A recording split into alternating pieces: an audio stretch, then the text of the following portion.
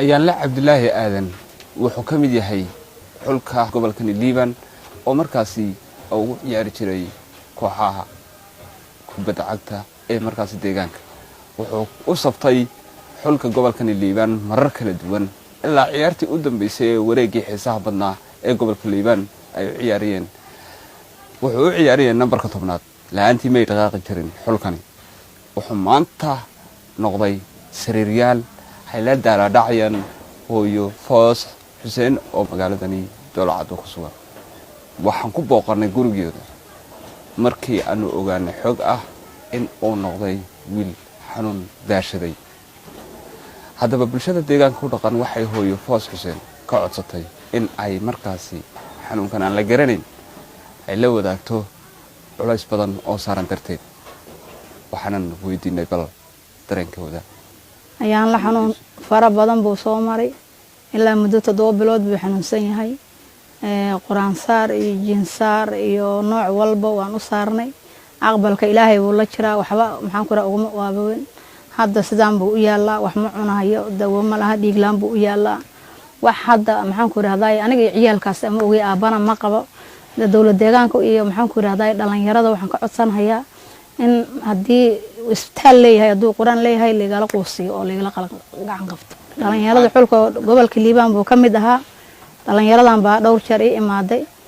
hada ayagana wax hadda shaqaale oo gacanta ka hayeen malaha laakiin booqasho dhowr jeer way soo booqdeen qof kale oo laakiin qarankii ka tirsan ama dawladda deegaanka ka tirsan oo soo booqday ama gacan ugu qabatay ma jirto laakiin dawladda iyo maxaan ku raahday deegaanka inta waan u baahan aniga tawar ma hayo waa agoon isagana saas u yaala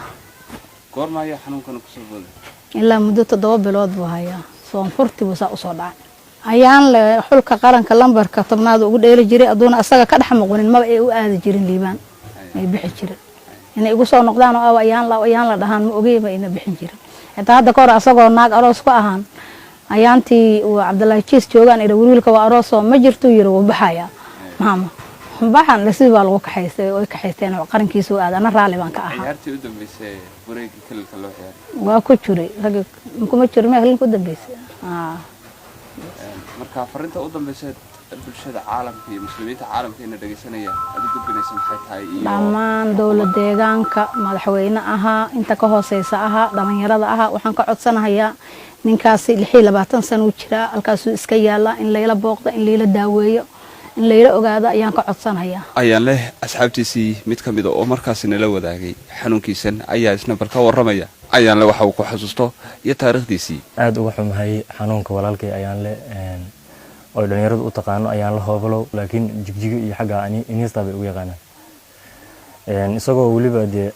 waxyaabo badan iyo rafaad badan u soo maray dhalinyarada gobolka Liibaan iyo inuu soo ciyaaro xulka maantana wax garabkiisa soo istaagay aysan jirin ka dhalinyar ahaan iyo xataa ka maamul ahaanba dhamaan dadkii xataa markuu caadiga ah caafimaadka qabay uu iman jiray ee oran jiray kaalina raac hooyadii u iman jiray waalidkii intay u imaadaan dhigi jireen na bixiyo maanta xataa salaan mayna ugu imaanin gaar ahaan maamulkii maalin walba markay ciyaar looga baahdo kaxayn jiray maanta wax u imaaday ma jiraan waxaan ka codsan lahaa dhammaan dhalinyarada iyo maamulka inay wiilka walaalkeen mustaqbal fiican u lahaa mustaqbal ifaayo lahaa in caafimaadkii ilaahay baa haya laakiin la garab qabto maadaama ay xaafadiisu dan yartahay